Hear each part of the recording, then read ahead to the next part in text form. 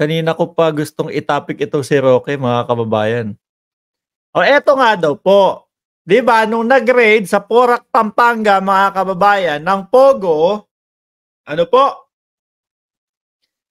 Nakita doon ang isang dokumento na nag-uugnay kay spokes Harry Roque, mga kababayan.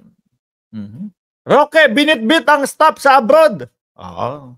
Pogi yung staff nakita ko yung itsura, mga bossing Ano ba yun? Supranatural? Paki-type nga dyan kung anong contest, panalo, mga kababayan.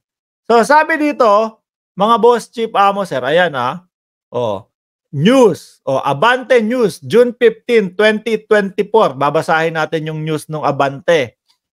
Nakaladkad si dating presidential spokesperson Harry Roque sa kontrobersyal na scam farm sa Porac, Pampanga matapos ma-recover ang mga dokumento na nilagdaan nito.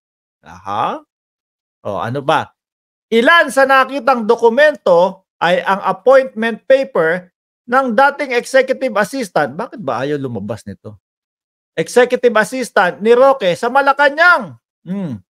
Tangnang tayo. Ilagay ko nga dito to. Ayan. Lagay ko yan dyan. Executive. Ilan sa nakitang dokumento ay ang appointment paper ng isang dating executive assistant ni Roque sa Malacanang at affidavit of support na nagsasaad na sasagutin niya ang travel cost ng kanyang dating executive assistant noong 2021. Gamitin ko nga kamay ko dito. Ayaw umikot Iangat natin Basahin pa natin. Nahihirapan ako dito. Basahin ko na ng tuloy yan. Noong 2021, ilalim na pala to, kaya pala ayaw na mag-scroll. So, yung kaduktong nito, mga bossing, eto. Nahirapan ako sa mouse na to Kailangan ng palitan ko to Nakasaad dito, nakasaad sa dokumento na isasama niya si Alberto Rodolfo E. de la Serna sa kanyang biyahe sa Poland, Ukraine at Italy mula Oktubre 9, 2023 hanggang Oktubre 18, 2023. Si de la Serna ay dating Mr. Supranational Philippines 2016. Pang model, mga kababayan. Happy Life TV, shout out. Viewers, pakipindot po ang like. Dang Santos, Turbo Lover, shout out, So sabi pa dito, he will accompany me to these countries as an invited resource person to speak on an event on the peace process in Ukraine, ayon sa affidavit. Need a travel companion. Kailangan daw niya ng kasama, mga kababayan. Since I am diabetic. Diabetic pala si Roque. Pagaling ka, sir. With coronary stent and suffering from acute spinal stenosis. Dugtong pa nito, mga bossing. Ang tanong natin, si bossing kaya na isasama? Nagwapings. Nurse kaya?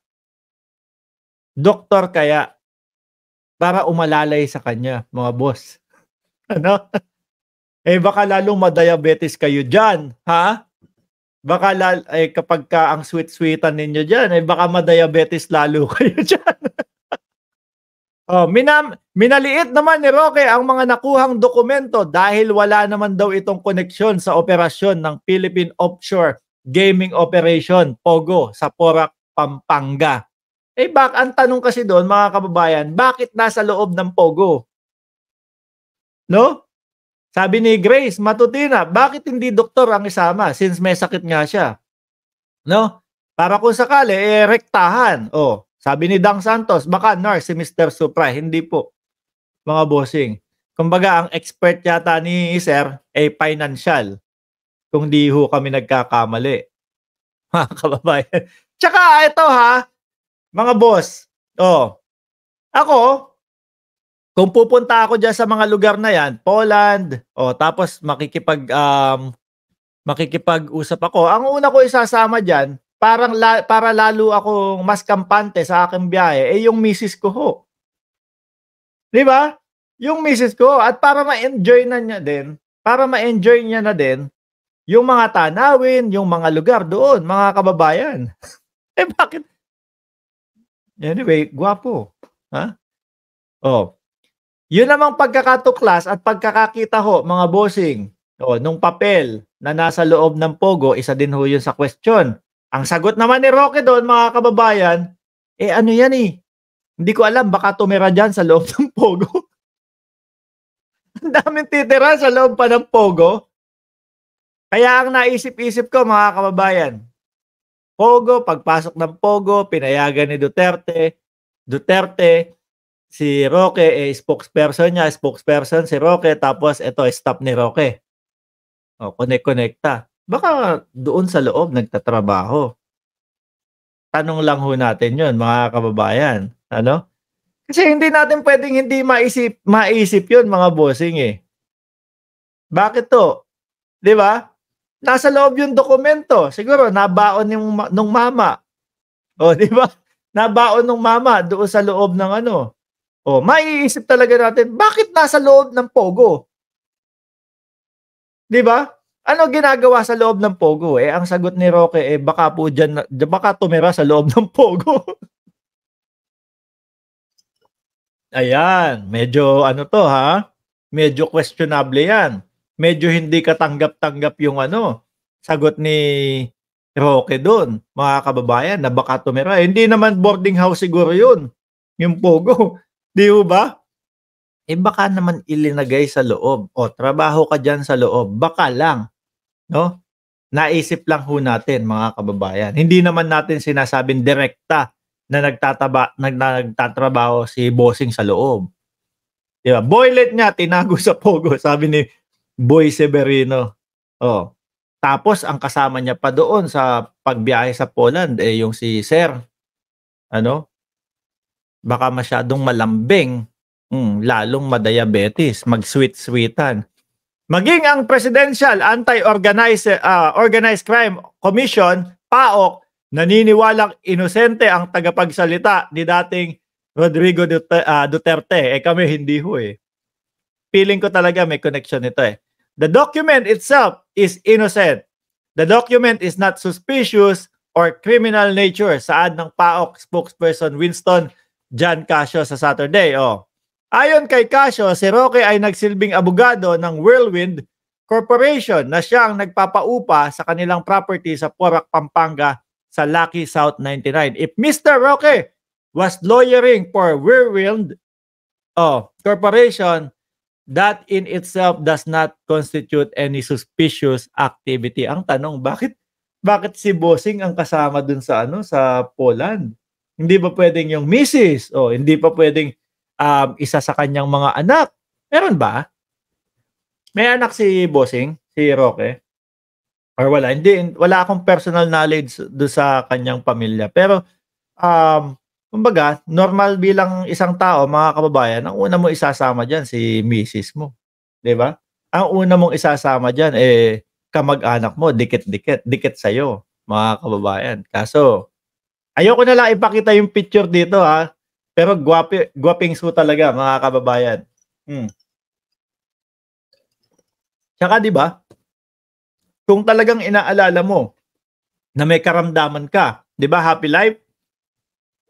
Ang una mong isasama diyan, it's either nurse para ano't ano man ang mangyari sa iyo, alam ang gagawin. Baka nurse si boss. Mga kababayan, may anak siya, 2, yun pa. Daming pwedeng mga isama. Anyway, problema ho nila yan, mga kababayan. Tayo po nagtatanong lang. Ang pogi talaga. Gwapo ho. Sasabihin na naman ni Spencer. Tingnan mo, bakla talaga yan si Mark Ramos. Nagugwapuhan sa lalaki. So, hindi ba pwede yun? At least tayo, aminado tayo, na merong mga mas gwapo sa atin. Di ba? Sila parang pag sinabi ho yata nila, ang gwapo ng lalaki na yun, bading na agad ang tingin nila, mga bossing. Anyway, mga kababayan, yan lang po muna ang iiwanan ko sa inyo. Ano po, 'yan muna kasi talagang, Linggo ngayon, Father's Day, 'wag na muna tayong masyadong bumanat, okey? Nakita ko lang po ito, eh. Batiin na natin si Roque. Sir, Happy Father's Day po sa inyo. Ano, Happy Father's Day po, galing daw po sa tropang Barbie. Mga boss, magpapaalam na ako sa inyo, ha. 30 minutes lang talaga tayong nag-live, eh. O, batiin niyo na si Roque. Sabihin niyo, "Sir, binabati ka daw po nung tropang Barbie." Tropahan namin dito 'yun, 'yun yung pangalan namin, 'no? Para para naman yung mga pinag-uusapan nila Spencer doon sa kanilang ano, sa kanilang vlog, putik pinasa sa akin. 2 oras usapan bakla. Pinag-uusap pinag-uusapan nila pinag-uusapan nila si Mark Ramos bakla iyan, oo. Anyway mga kababayan, maraming salamat po and God bless po sa ating lahat. Ay Diyos ko.